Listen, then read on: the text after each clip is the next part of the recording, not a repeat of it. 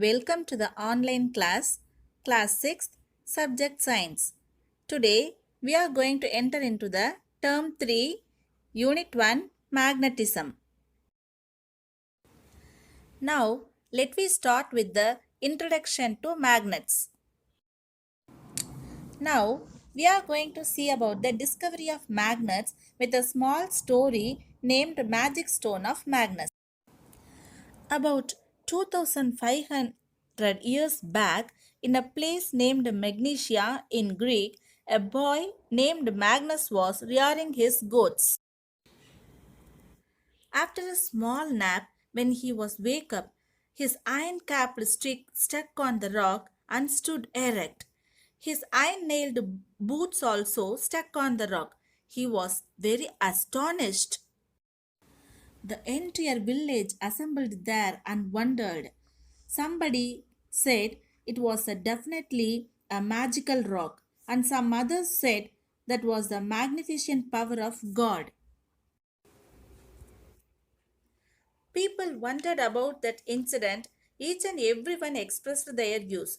What might be the reason for the stick? What could be the reason for that? Can you say? Yes, you are right. That is a magnetic rock. People found it attracting not only for the stick of Magnus but also for all the materials made of iron. The more rocks of these kinds were found worldwide.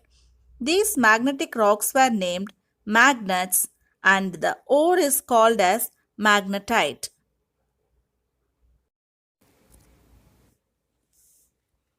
You saw that picture, no? Magnetite. So this is named after the name of the boy Magnus. So magnetite was the ore with attracting property found in that region. Magnetites are natural magnets. They are called magnetic stones. Natural magnets do not have a definite shape. Since they are used for finding direction, they are also called leading stones or lodestones. Magnets are of different shapes. Let me see about the different shapes of magnets. Magnets that we saw in the picture is a natural magnet named magnetite. So, after learning the method of changing the piece of iron into magnet, that is called magnetization, we have been making and using several kinds of magnets. Such man-made magnets are called artificial magnets. So, in artificial magnets, there are different types of magnets we can make. Let me see in that picture: bar magnet, horseshoe magnet, needle magnet, cylindrical magnet, oval shaped magnet, and ring magnet. Some other disc shaped magnets also available.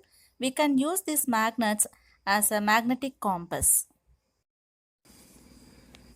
And let me see about the magnetic and non-magnetic materials. Substances which are attracted by magnet are called magnetic substances. For example, all the metals like iron, cobalt, nickel are the magnetic substances which are attracted by the magnet. Some substances are not attracted by magnet. They are called non-magnetic substances. For example, paper, plastics are not attracted by the magnet. So they are called non-magnetic substances. Now, let's see about the magnetic poles. Now let me have some small experiment. Place some iron fillings on a paper. Place a bar magnet horizontally in the fillings and turn it over a few times. The parts of the magnet those attract the large amount of iron fillings are called as its poles. The attractive force of the magnet is very large near the two ends. These two ends are called its poles. So, if you have any horseshoe magnet or any other type of magnet at home, find the position of its poles by this experiment. Now, let me have the another experiment to find the directions with a magnet. Tie a piece of thread to the center of the bar magnet and suspend it. Note in which direction the magnet stops. Draw a line on a sheet of cardboard or the table along the direction in which the bar magnet stops. That is, a line parallel to the bar magnet. Turn the magnet gently and let it come to stop again. Repeat it 3 or 4 times. This is roughly the north-south direction. The end of the magnet that points to the north is called North Pole. The end of the point to the south is called South Pole.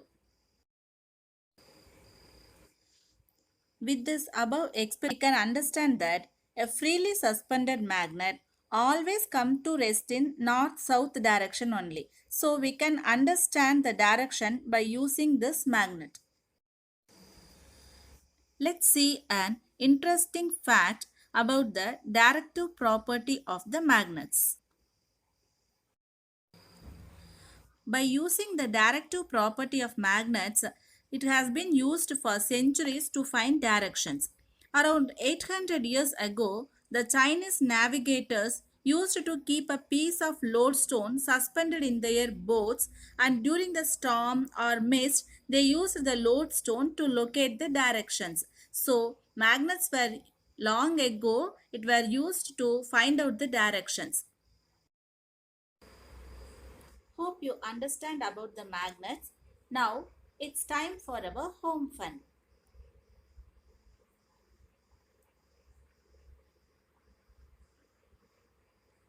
Draw the different shapes of magnet and do the experiment to find out magnetic poles. Hope you enjoyed this session. Let me meet with some more interesting properties of magnets and its uses in our forthcoming sessions. Thank you.